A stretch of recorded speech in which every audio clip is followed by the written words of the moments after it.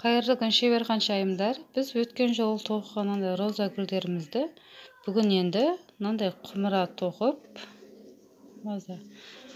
тоқыма жіппен тоқып, осының ішіне орналастыратын боламыз.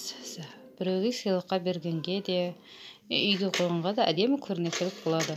Ол үшін бізге осындай тоқылған өздеріңіз қалауларыңыз бойынша құмыра қылып тоқсаңыздар болады. Мен асты жағын құлпынай қылып, бетін осылай қылып тоқыдым. Енді оған бізге сәнді тастарыңыз болса, осындай сәнді тастарыңызды алыңыздар.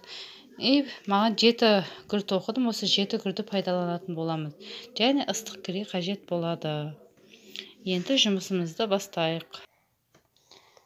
Ортаға жапсырып аламыз сәндік ретінде.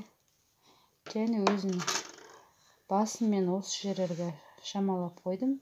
Сол үшін мынаны өткізсек қыстырады. Егер қаттырақ қатсын десек, астына кремімізді қатты жапсырып аламыз.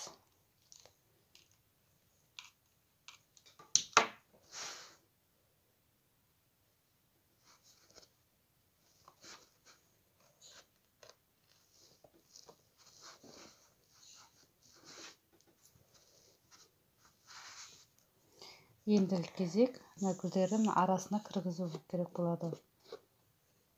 Ол үшін біз мынандай жуалдыз инені пайдалану арқылы тесіп шығатын боламыз.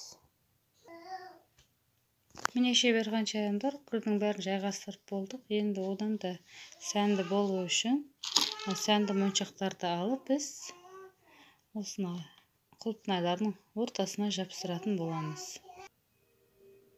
Міне шебер қаншайымдар, бетіне де, гүлдің бетіне де моншақ жапсырып, осындай сәнді базада гүл